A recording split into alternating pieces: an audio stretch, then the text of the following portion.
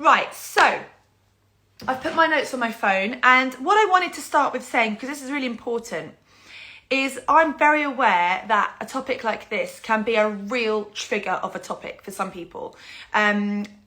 People who perhaps are still mourning a loss of a journey that they didn't get, who are feeling grief for an experience that they didn't get to have, that they longed for. They may have tried so much to get, they may have done everything that I'm saying, and they still didn't manage to have that journey that they wanted.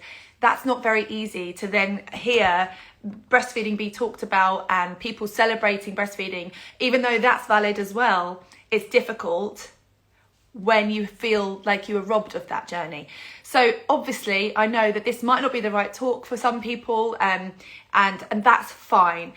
I am very pro however you want to feed your baby. I'm not pro one or the other, or this, that and the other, or it has to be this, it has to be that. I am pro support and pro informed choices, whatever that is for you, and you should be supported with whatever journey you want to have, and given as much information as possible in all directions of feeding, so that you can, as we talk about with birth, it's just the same, so you can make a choice that's right for you, and that you can get the most amount of support possible to help you fulfill that journey.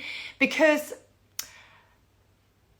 just like birth, we can look back on our experience and feel all sorts of emotions and feelings about that, and that cannot, sometimes isn't easy. Sometimes it's actually really traumatic, and I am speaking from a place of feeling like a little bit robbed of a breastfeeding experience that I didn't get to have first time round.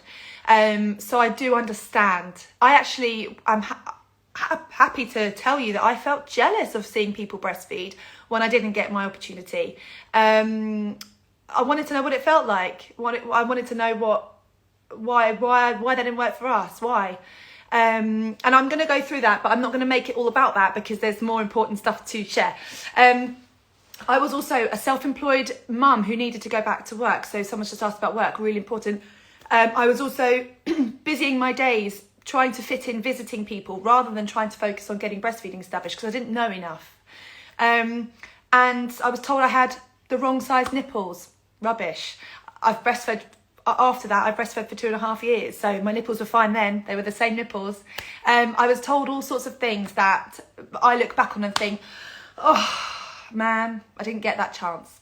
So how hopefully conversations like this are going to do, I'll provide you with enough information to not look back and feel traumatized and let down. I don't want you to feel like that.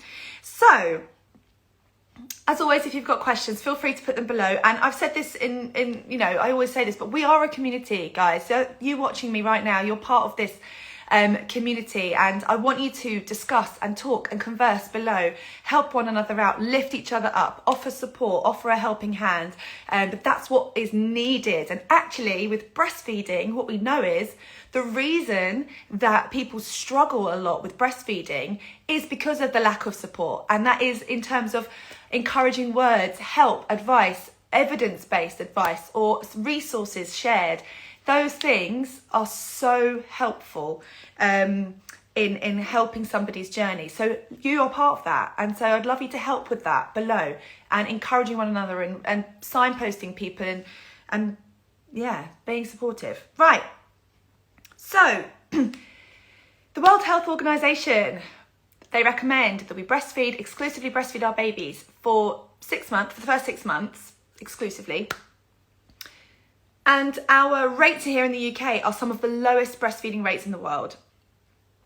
Now, we have, I think it's 81% initiation rate. So when babies are born and they breastfeed, 81% of those babies are breastfeeding from birth, okay?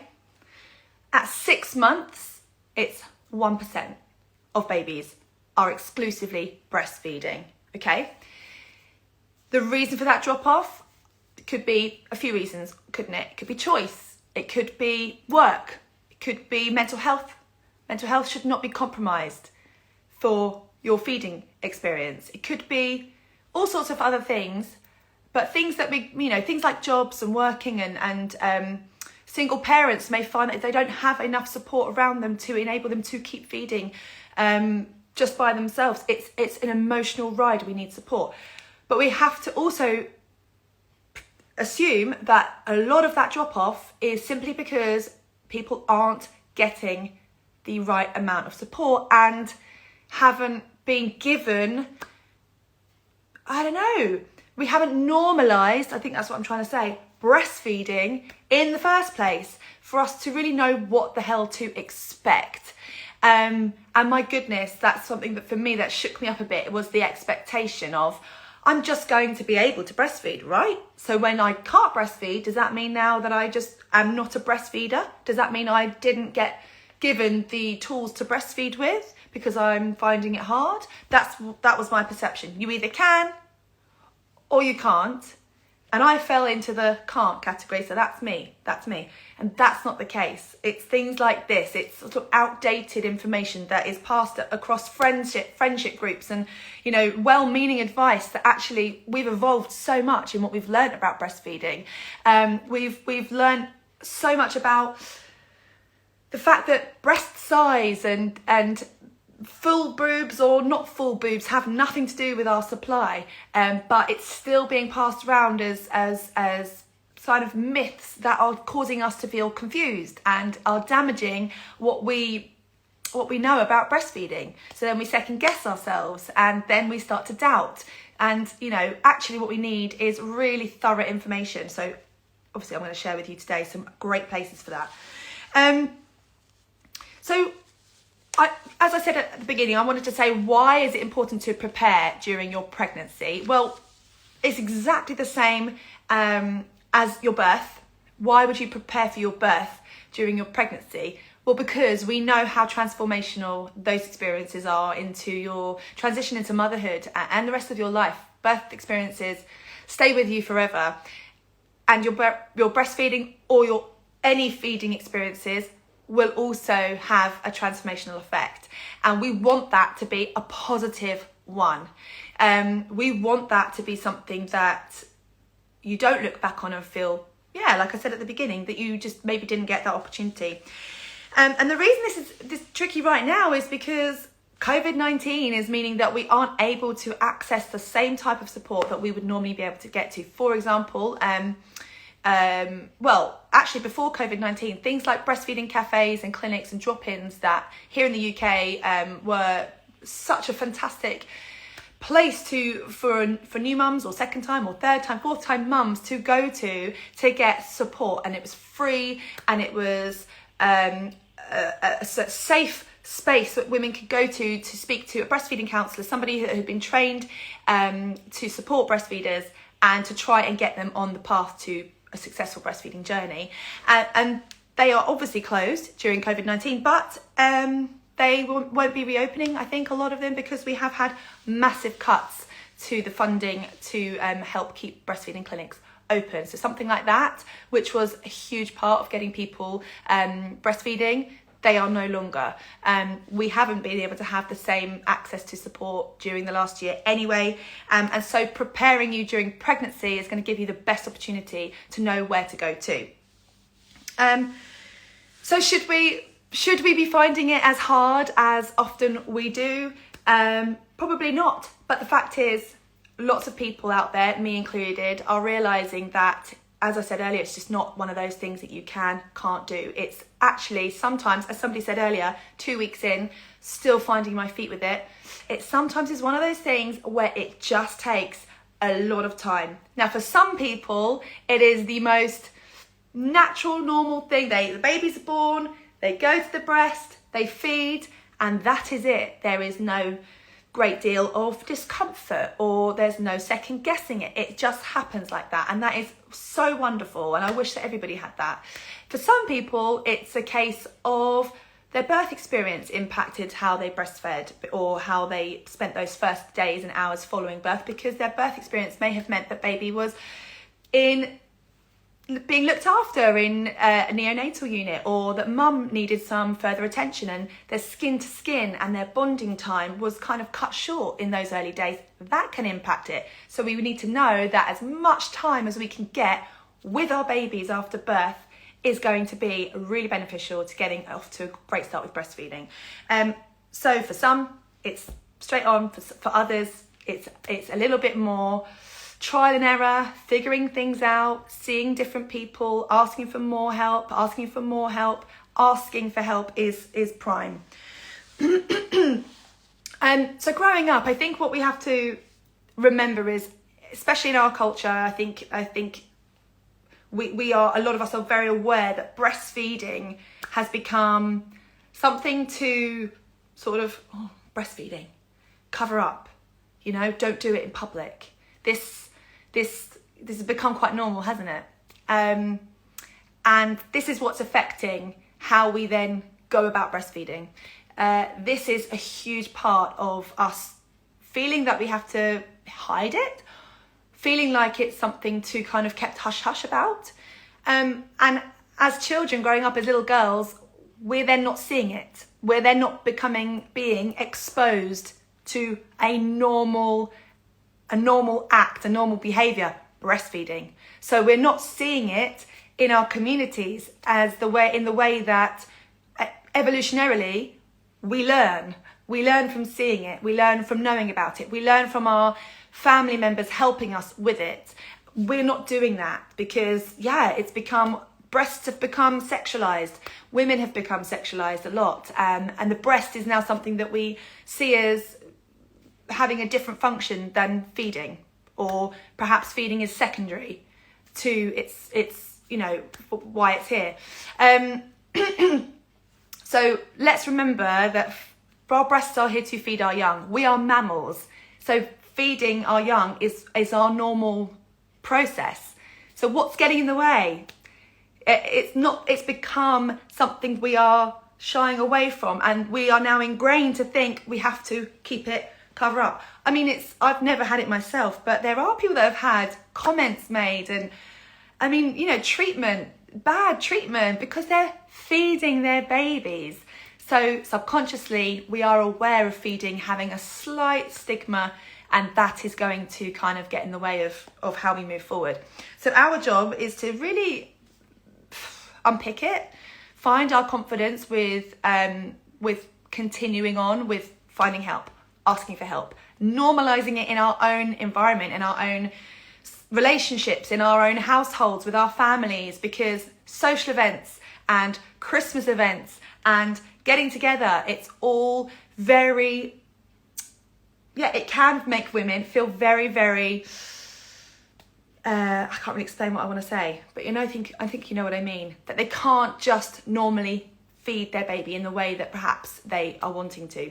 All right? Don't worry, that's fine. So, in the days, or let's say the hours following the birth of your baby, something that is so important in you getting off to a great start is skin to skin. Skin to skin, your baby, naked skin on your bare skin, mum's bare skin. And that connection, skin to skin, is hugely important in getting off to a great start with breastfeeding. Skin to skin is what we want in the golden hours following birth, if we can, if all is well with mum and baby, that we can lay baby on our chest and stay there for as long as possible. And what this is doing is it's creating, or it's producing prolactin, which is our hormone that produces breast milk. And it's all about that oxytocin spreading around our bodies, creating the hormones that we need for breast milk to be supplied. And that comes from that love, that warmth, that happiness that comes with birthing your babies. So as you can imagine, a traumatic birth experience, or perhaps a lack of skin-to-skin time, is going to impact that hormonal reaction, but it's still possible to get that hormonal reaction later on, or still to just keep putting baby onto the chest. Just keep doing this, smelling your baby, kissing your baby, being close to your baby. This is why skin to skin is that important. So as much time in those early hours and days following your birth with baby on your skin and laying with you is going to do wonders for your milk. And the time between your baby being born and your milk coming in, which is about 3 to 5 days after birth, where your breast milk comes into your breast, let's say, it's changing in consistency. So we have colostrum ready to feed our babies from the moment they are born. Colostrum is a really thick liquid gold consistency, and it fills your babies up. It is absolutely all they need in those early days following birth.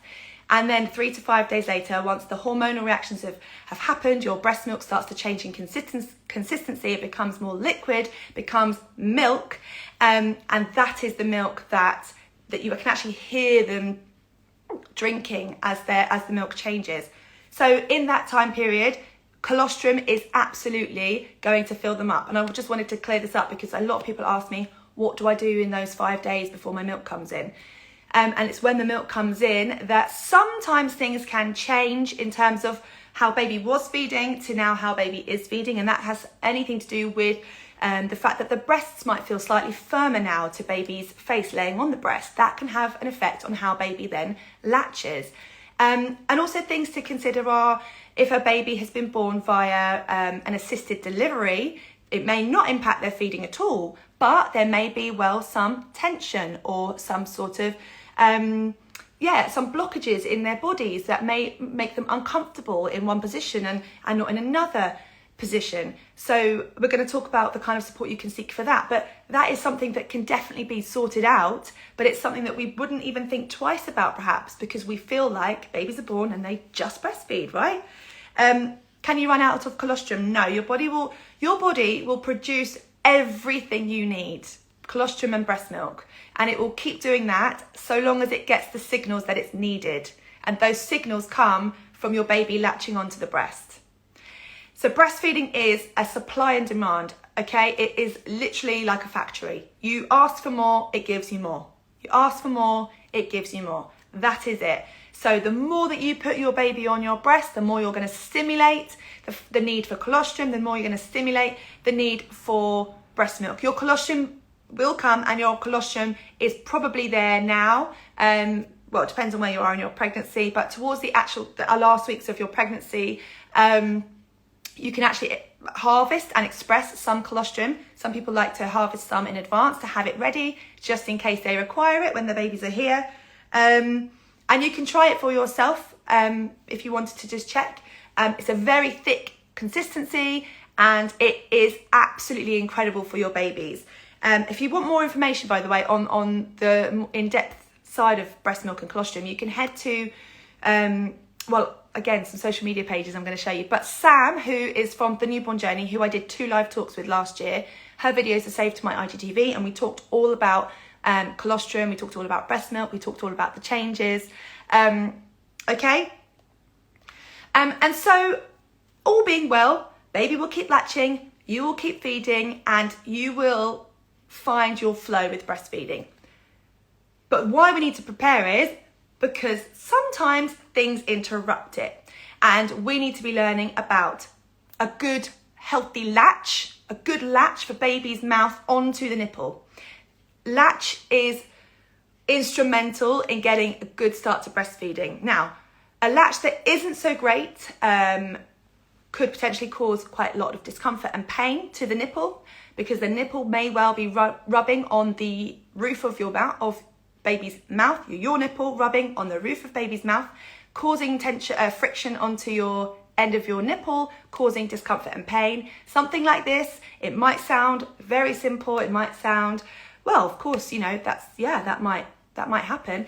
But actually, because we hear a lot of the time that breastfeeding is painful and sore and it can be really painful, we then accept that pain as being a normal part of breastfeeding, perhaps, and maybe don't actually look at maybe how we could improve that pain. Breastfeeding should not be agonizing pain. If it is, then there is something there that can be looked at, and there's something that you should be getting something looked at. If it is painful, we need to stop.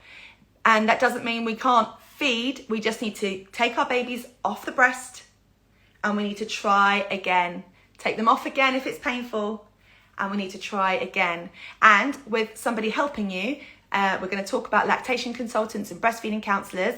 With somebody helping you, they can give you some fantastic guidance in literally the tiniest little shift, the tiniest little movement, the tiniest way that you're holding your baby, trying different positions. Even that will potentially change your whole latch, and that could change your whole experience.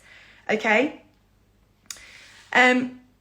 So that's what you can expect, I guess, in the first early hours and days following birth. Lots of skin to skin and lots of time together. So when problems come in, here are some of the people that I highly recommend you preparing to contact. And this is why I want you to kind of write these things down, but I will post them later.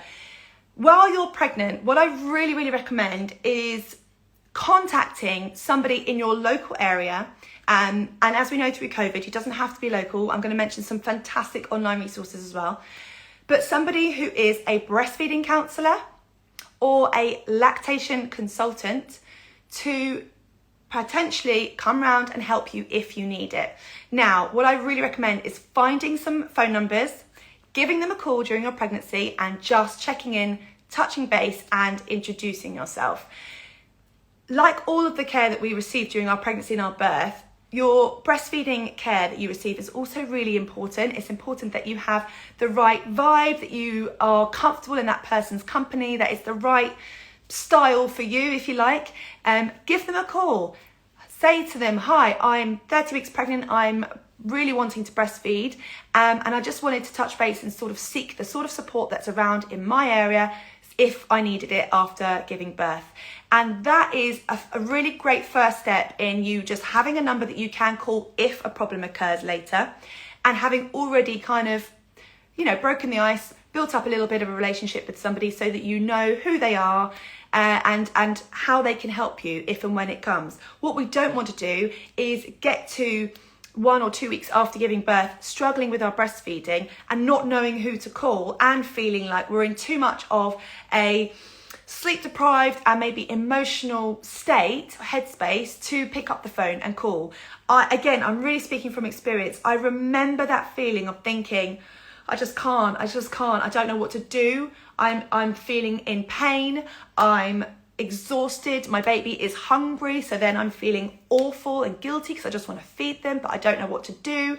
And in that headspace is not the healthiest headspace for me to have picked up the phone and asked for somebody's help, because I was probably thinking, I don't know what to do and I don't know who I can call. Even though I know quite a lot of people in our area who could have helped me, I was overthinking everything and almost getting myself in a bit of a cross state about it as well. No, I don't want help. I should be able to do this myself.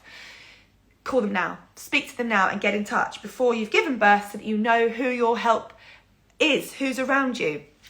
All right? Check out who your lactation consultant is at your hospital. Who is the lactation consultant assigned to help in maternity at your hospital?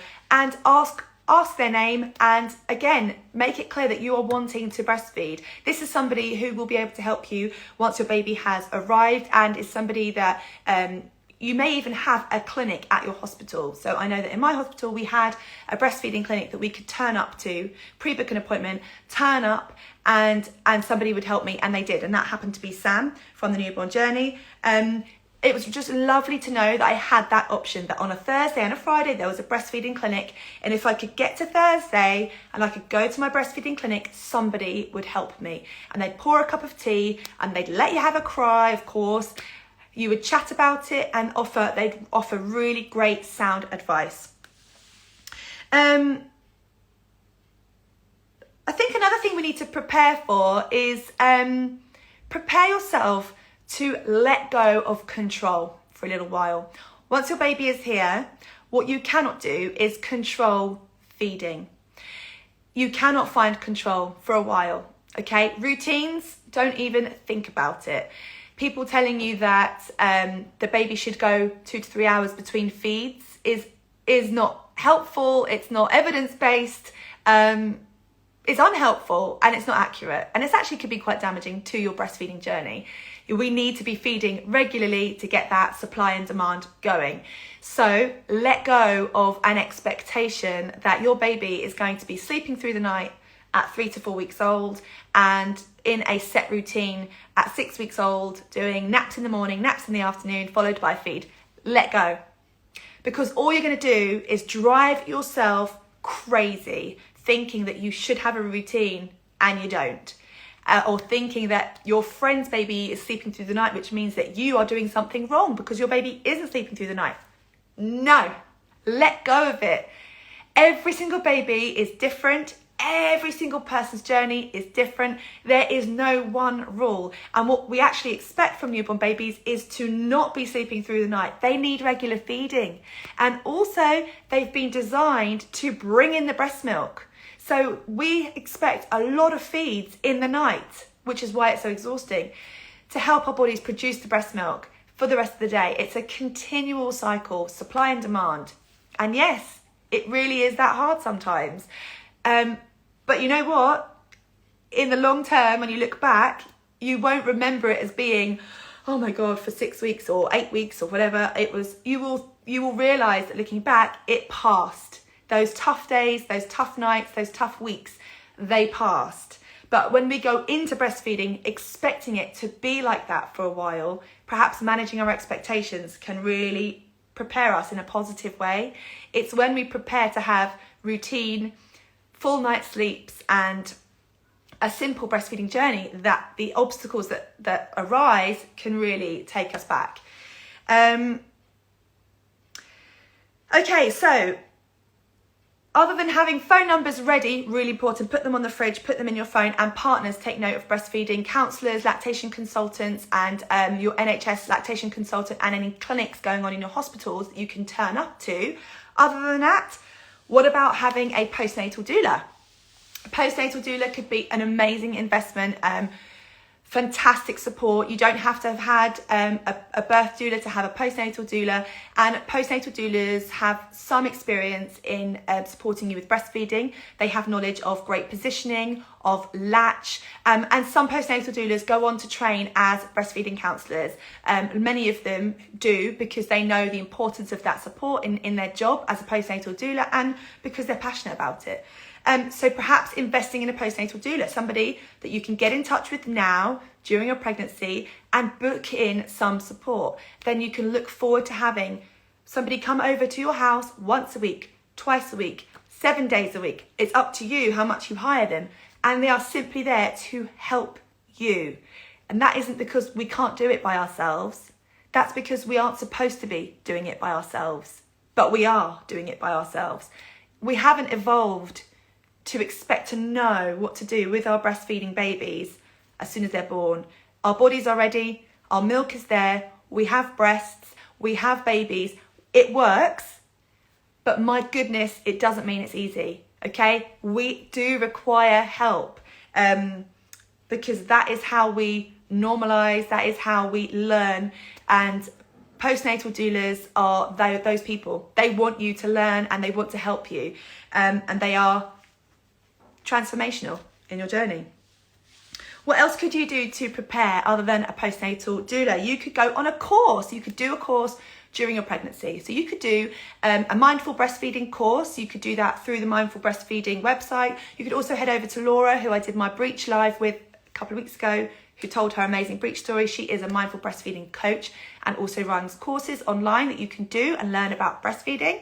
And also the Association of Breastfeeding Mothers has a course for partners to do, which is either £5 or free at the moment. So again, perhaps encourage your partner to take a course, because when you are feeling like you just don't know what to do, or you just feel like you need a break, how wonderful that your partner may know a little bit more about newborn behaviours, or might know a bit more about how to help with your latch. How fantastic that they've got some experience. Because when the people around you know your choices and they know how important it is to you, you are far more likely to have them supporting you and cheering you on, which is going to encourage you further still. Follow helpful accounts on Instagram or on Facebook. breastfeeding accounts. I've noted down the Newborn Journey, Sam, Cambridge, Lucy Webber, who is a lactation consultant. Lucy Webber this morning shared a really great post about normal newborn behaviours, which was really insightful, obviously, and really helpful. Go and have a look and like their pages. You've also got Lucy Ruddle. And something else I want you to note is that Maddie's Miracle is an amazing charity set up to help breastfeeding mums get on the path to breastfeeding. And Maddie's Miracle after COVID-19 is Maddie, who runs Developing Doulas with Zara, who is a course facilitator, has set up a feeding bus that goes around and helps people get feeding sorted and offers support, offers comfort, offers a lending hand, a shoulder to cry on, and helps people. Now, during COVID-19, this hasn't been possible for them to get this service up and running, quite literally. So instead, right now, they're offering consultation calls and free Zoom calls. So Maddie's Miracle is a fantastic resource to note down. It doesn't matter where in the country or in the world you are, as long as the timings fit. Maddie's Miracle could also be a great resource for you. Sometimes all it is a phone call and a video call just to get some advice, just to vent what's going on, and for somebody to say that is normal and this is what you could try. Or somebody might say, have you tried this sort of latch? And you might go, oh my God, that's it. That's the thing I needed to hear. And it's well worth the time and the money spent on it, if you can. Another thing to do to prepare during your pregnancy is to watch some breastfeeding videos. I think this is a really, really great, yes, it is the Association of Breastfeeding Mothers. Thank you for filling that in. Watch some videos. Dr. Jack Newman has a fantastic video on babies. Thank you, Zara. Maddie's Miracle is a UK charity, guys. Sorry, so it will be supporting in this country. Sorry, I know, because I know I've got people watching from outside of this country. But thank you for that, Zara. Watching videos. So head to YouTube, go to any breastfeeding videos. Watch breastfeeding videos that encourage a really good latch. Watch how the baby looks on the breast. Watch how their lips look. Watch how their mouth moves. Watch normal patterns of breastfeeding and get familiar with what your baby may look like when they're on the breast and what you can look out for as signs of a really, really positive latch. And of course, there are books. There are many, many books, and I wanted to try and fit a lot of them in. So I'm just going to give you a few books because there are loads, but I will link some more books in my stories later today.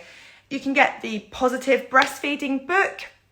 You could get Breastfeeding Multiples, for those of you who are perhaps expecting twins and wanting to breastfeed your twins. Then you've got Breastfeeding Multiples by Catherine Stagg. You've got the Breastfeeding Sucks book. You also have Ina May Gaskin's Guide to Breastfeeding. I know I'm going through these fast, I'm just aware of the time, but I will put them up later. And you have The Womanly Art of Breastfeeding by La Leche League as well.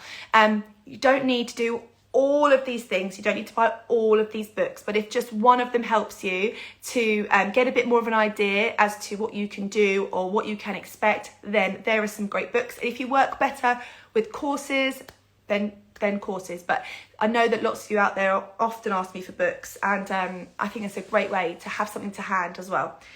Another great thing to do is getting some, sorry, I've just lost my train of thought. I wanted to say something. Oh, did I write it down? Oh, I can't remember what I was going to say. But anyway, I'll move on to some online resources. You have La Leche League, which is a great online resources with helplines. You have, obviously, the NCT. There's Kelly Mum. And there's also, the Association of Breastfeeding Mothers. And they are all online resources you can go to. There's a helpline, you can download information, you can do courses, you can buy their books. Go and check them out while you're pregnant. Know about it while you're pregnant. Try not to save it till afterwards as well, okay? And also I wanted to touch base on breast milk banks as well. I just wanted to mention that if you're wanting to give human milk to your baby and for some reason something is happening and you're not able to give that breast milk to your baby right now, or there are some obstacles in the way, I wanted to just make you aware of a couple of human milk banks as well, something that is definitely growing, and that could be human milk for human babies and Heart's Milk Bank as well. There are 2 milk banks that you may want to look into if human milk support is something that you would like to look into as well, okay? The other thing is, if you are somebody who so if you need to have medication after giving birth, if there's any reason why you're worried about taking some medication while breastfeeding, or is there anything else that you're worried about in regards to medicine, then there is a book called Drugs in Breast Milk by, did I write it down? I know the book, Drugs in Breast Milk. Wendy, what's her name? Drugs in Breast Milk. Anyway, if that's something that has been on your mind about your personal, medication or something that you want to know about in your bloodstream while you're breastfeeding, then Drugs in Breast Milk is also a great book to get as well. Okay, I think that's quite a good range. I wanted to make sure I gave you a range of different books and resources. Okay, now I've talked quite a lot and at quite a fast speed. Wendy Jones, thank you, Zara. Thank you. So I'm really hoping I didn't just overwhelm there, because I'm about to go on to a different topic, still with prepping to breastfeed. But that was a lot of stuff. I guess my key point underlying all of that jargon is that support and help is needed, and it's okay. And if you don't require it, then that's great. But asking for help and support doesn't mean that you are failing at breastfeeding. Not at all. And actually, as I say about birth, finding your voice, make it known, make your wishes and your desires known. Ask again, ask for a second opinion, ask for a third opinion. It's the same for feeding. And because, like birth, we know that these are huge experiences in our lives, okay? The last thing I wanted to mention was tongue tie as well. Now, I don't know enough about tongue tie to comment on it, but I wanted to mention that tongue tie is something that a lactation consultant could look at for you if it's something that you're concerned about. It's definitely become way more known about recently, and tongue tie could definitely have an impact on how your baby is feeding, and it can go undetected for a long time if nobody has had your baby's tongue looked at. It is something that can be sorted out. It is something that can you can either go through the NHS to have a small procedure for your baby, and it's quick and it happens instantly, I believe, when you arrive at that appointment, and they can literally feed pretty well straight afterwards. It could change completely from that moment, or it could be something you go privately and see somebody who could come to you, somebody could come to you to diagnose it. So a lactation consultant can come to you and see that your baby has a tongue tie, and then refer you to go somewhere privately to have that looked at as well. So tongue tie is also something to be aware of, but also not to be too over cautious about either. Our babies are growing all the time. The strength that they have, their shapes of their mouths, even the strength in supporting themselves is changing all the time. And when we get into breastfeeding, I guess in those first days and weeks, we can think, oh my God, it's going to be like this all the time. It's going to be this frequent. It's going to be this tiring. It's going to be this full on all the time. And it's not. It will change. As your baby grows, they will get hungrier, and then they'll probably slow down again. They are going to get bigger. They are going to require less feeds, and then they'll have another growth spurt and require more feeds. It goes like this, but it doesn't just stay as it is the entire time. It does get better. This is the thing I left out: apps. I wanted to just make you aware of an app called Wonder Weeks. Wonder Weeks is a great app that you could download in advance of your birth as well, and it lays out the neurological leaps that your baby is going to go through based on their age. And what this does is prepares you for perhaps a little change in their behaviour. Perhaps they're going to need more feeds. Perhaps they're going to be particularly unable to settle for a sleep in those couple of days. When they're going through neurological changes, such as being able to grab something, when they're starting to be able to make more noises and sounds, when their language has changed, when they're starting to be able to hold their head up more or sit up more.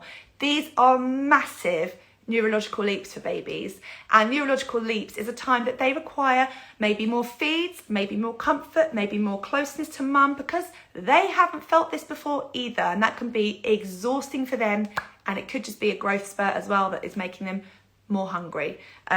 Another thing to consider is summer babies. If you are expecting a baby this summer, remember that heat, like us, we get thirsty. We require more fluid.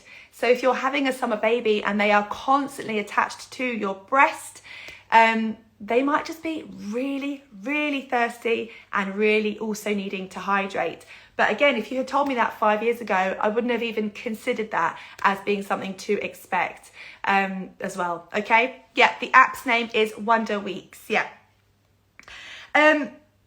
Now, I wanted to just run through my personal change of experiences between my bottle-fed, formula-fed son 5 years ago and then my breastfed son. And the reason I wanted to go over it is because there are so many little details to our breastfeeding journey that I was not expecting, and that without the right support, I just would not have been able to continue feeding him. And that is why it comes back to getting the right support as well. So the reason and I will do questions as well, guys, after this. My first breastfeeding experience got off to probably not a great start, mostly because I didn't have a great birth. So I felt exhausted and not great for a few days. But also being born at Christmas, I was really trying to get us to family occasions, to Christmas days, to get out the house and see that person and introduce the grandson, right? Because people wanted to meet the grandson or the new baby. And what I did was put that kind of ahead of everything else. So the rushing to here, there and everywhere, the rushing to get dressed and get out of the house. And I'm talking within days of giving birth. So you could argue this is exactly why I preach now about the importance of rest, fourth trimester, hibernation, because I know the impact that had on our breastfeeding experience. But the other huge thing was the support I did receive in those early days was not a warm, encouraging type of support that is needed. I actually felt very hurt by the support that I received in those days following my birth. And it really put a massive amount of doubt in my mind as to whether or not I could breastfeed. And then a few days after that first initial support, I was sent somebody to my house who wasn't experienced in any way in feeding. She told me herself that she had come from the NHS to help me, but she didn't have a clue about breastfeeding. And she, well-meant advice, but not productive advice, told me that perhaps it was better for me to formula feed because maybe my nipples were too small. So, of course, from then on, that was that. I pumped my breast milk for 12 weeks to give my son as much breast milk as I could from a bottle. And I also used formula. Looking back, they were mistakes made, unfortunately, and I didn't look for more support because I didn't know any better. So fast forward to when I was pregnant with my second baby, and that was a huge focus of mine, was to breastfeed. I knew more. I was already working in birth by then. I knew a lot more, and I knew also what my support system was around me. So a couple of days after his birth, obviously colostrum, everything was fine. He was having colostrum, but I started to feel some soreness in my nipples, and I knew, again, red flag, this is something that I need to be aware of. Something must not be quite, excuse me, right with his latch. Now, I went to see the drop-in clinic in my hospital.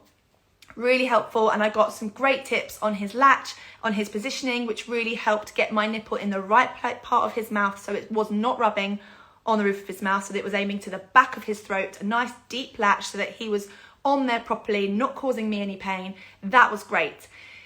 His tongue was looked at, he didn't have tongue tie, and so we went home. A few days later, the pain I was experiencing now in both of my breasts was excruciating pain, and it felt like my nipples were glass or had been cut with glass. I can't explain. It was just slicing, icy cold pain. And I would come out of the shower and the air hitting me would feel agonizing. The towel touching my skin made me want to cry. And I knew that something wasn't right. Now, my son had a little eye infection after birth, and we went to get him looked at the doctors. They prescribed him some drops. While I was there, I mentioned that my breasts were very sore, and the doctor offered to look.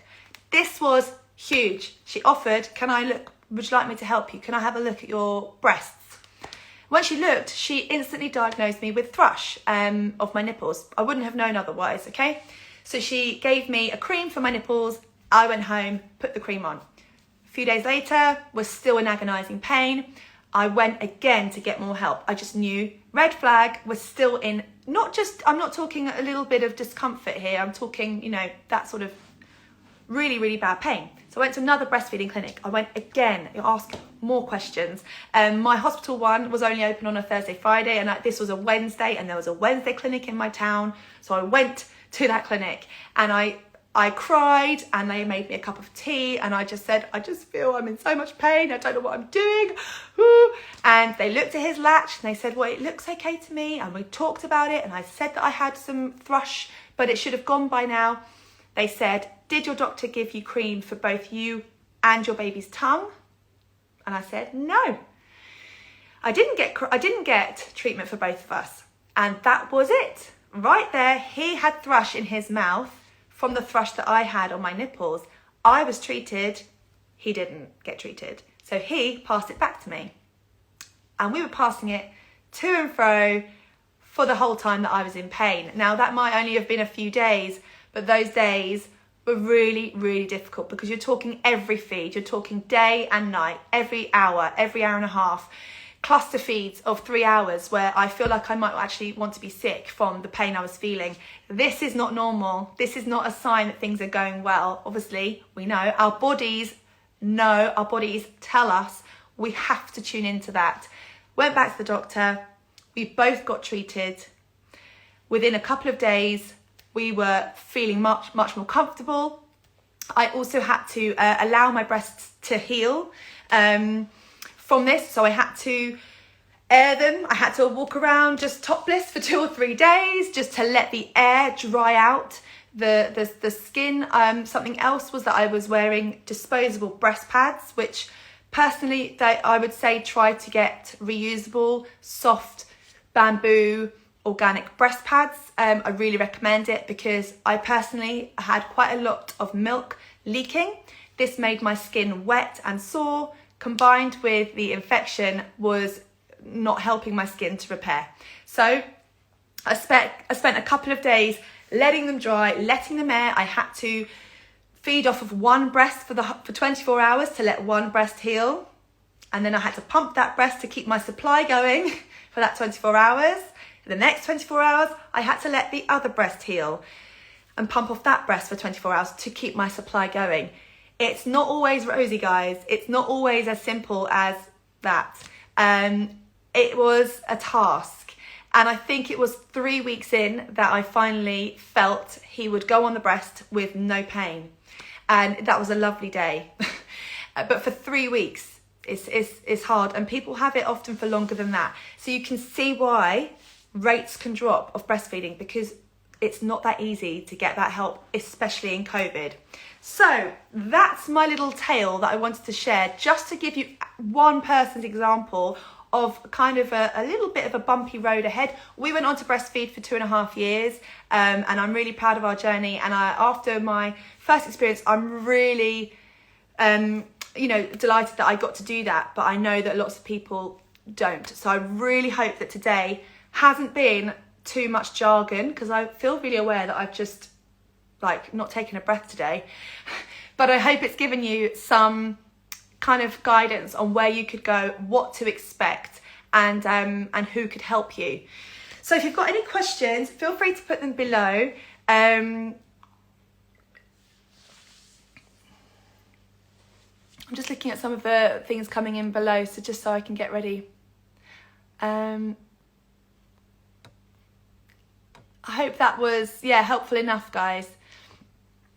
What I'm aware of is that it can feel, and if you're feeling like this, what?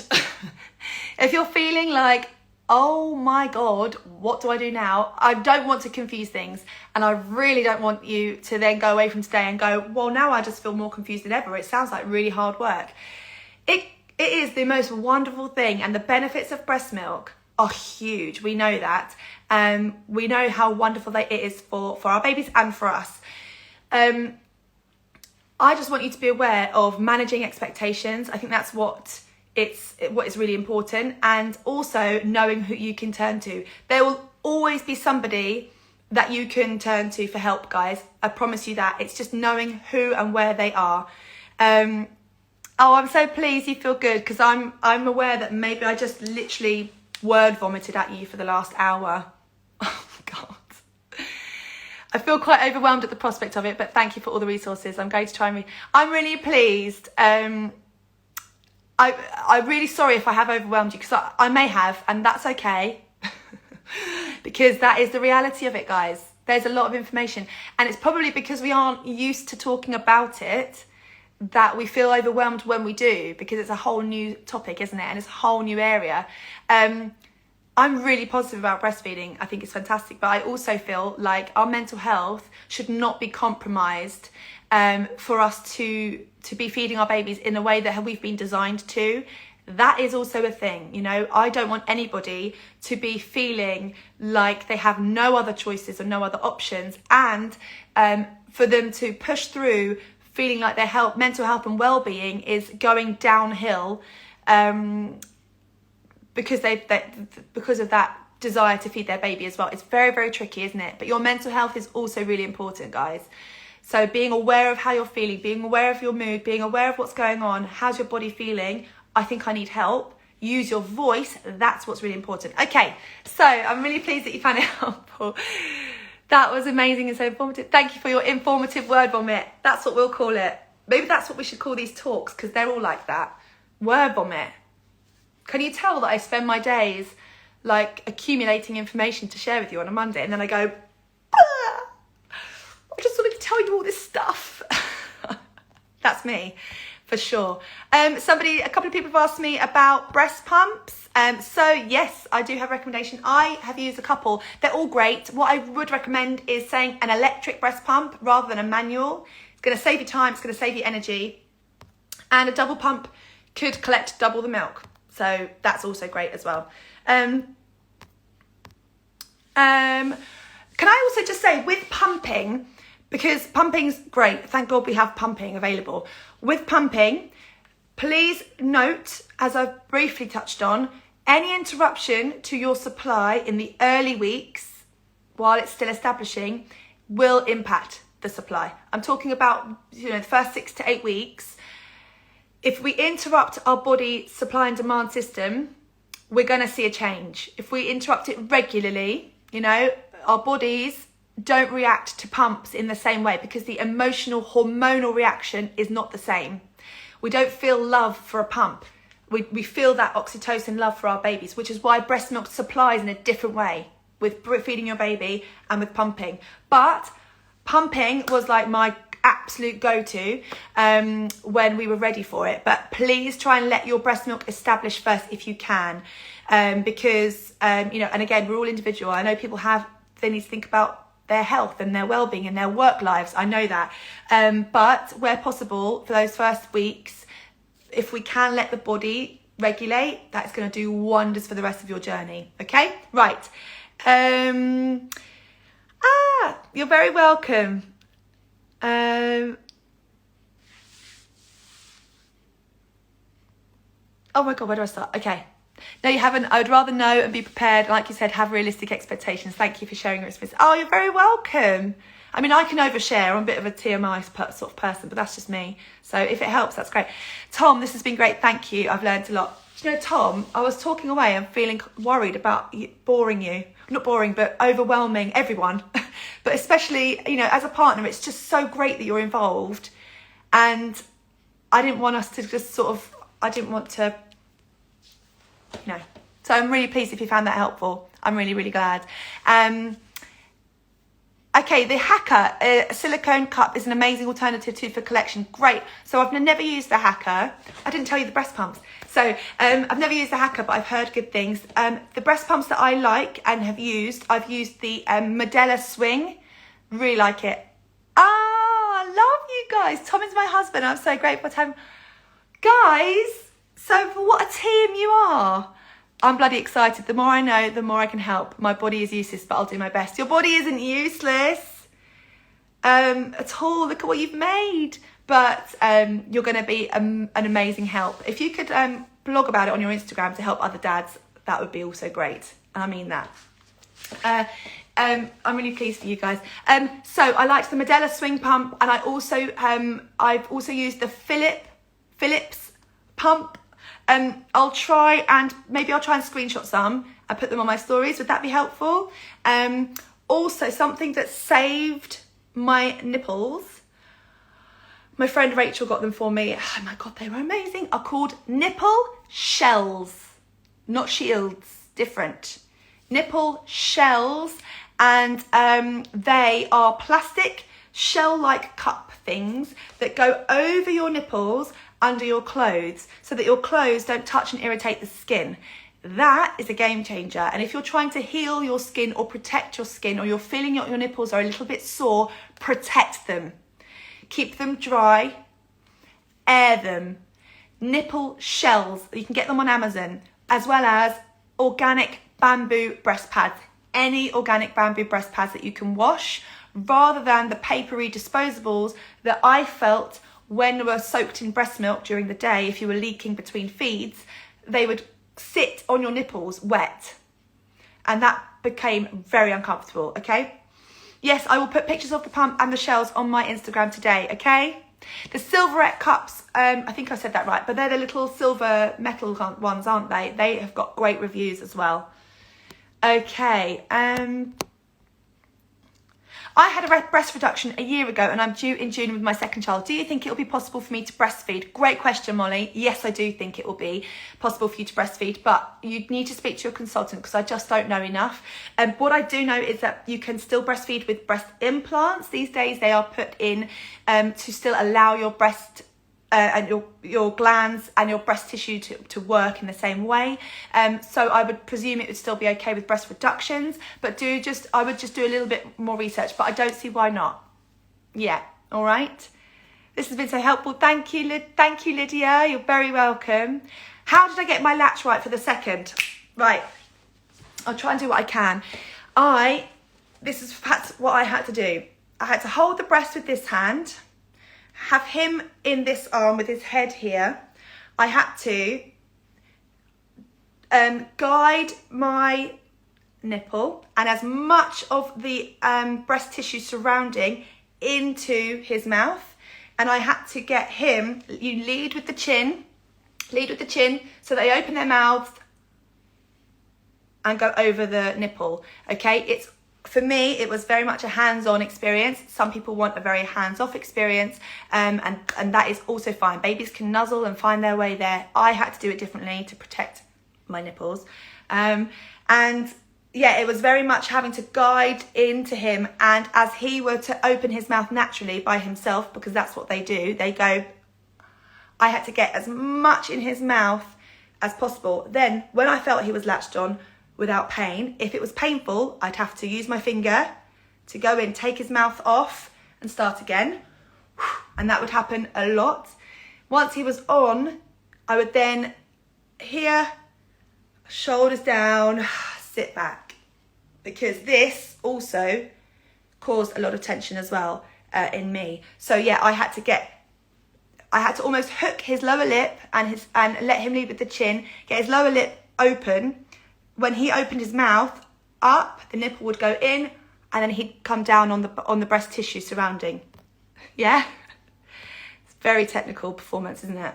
Okay? And then that meant that he had as much breast tissue as possible so that when he started to suck, he was helping the breast milk come in rather than pinching down on my nipple. That's not what we want. We want a nice wide mouth, nice deep latch, breast tissue as well, and then they suck.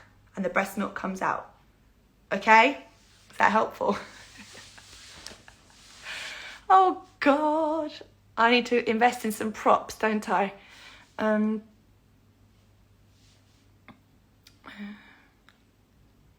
Right, any more questions?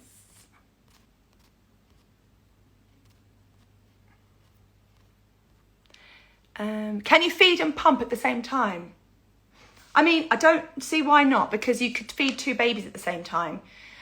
What I found personally was if I fed off one breast, the other breast would leak. So I could have collected that milk, and I did sometimes collect that milk, yeah. I don't know. Good question though. I'm wondering if I probably need to be asked to a breastfeeding counsellor or somebody who has way more experience than me. But I know that my other breast did leak, so I could collect milk, definitely. So opposite arms to breast you're feeding on. So for me, so when he was a newborn baby, they don't have any support on their heads. So I had to keep him supported. But the reason I had to use this arm was because I had to use this hand to help the breast in.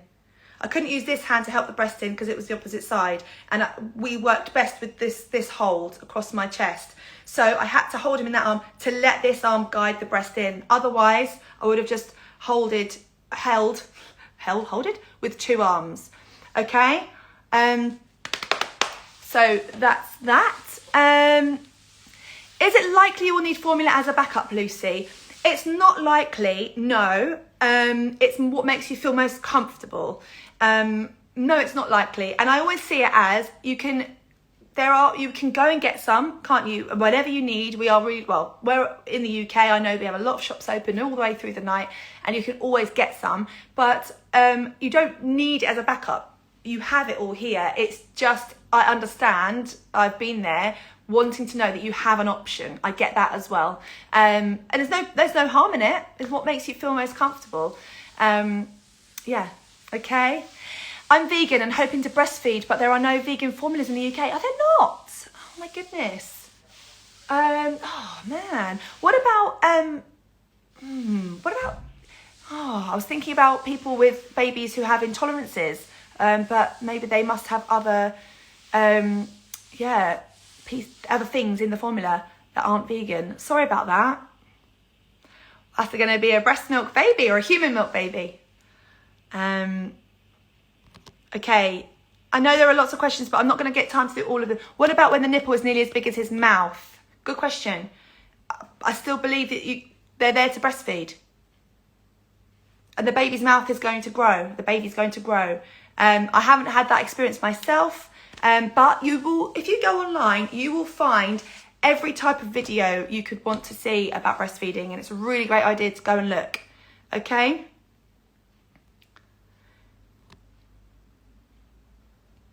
Okay, right, I hope that was helpful, my little diagram of my little acted out. So, right, I'm going to go, guys, because we've already been over an hour, which we always do.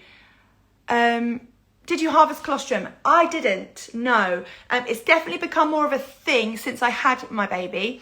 It's become more talked about, harvesting colostrum. It's really great if baby ends up needing some attention after birth, going to, be looked at or looked after in a neonatal unit or something like that. Having harvested colostrum is something that you can give to baby. It's also something that you can give if you're finding that breastfeeding is kind of having a few struggles and you're worrying that baby isn't getting any colostrum or milk. Having some ready to put in their mouth is really, really great as well. I think I've recommended breast pumps. Sorry, I'm not going to get to every question, guys. I'm really sorry. I think I gave everything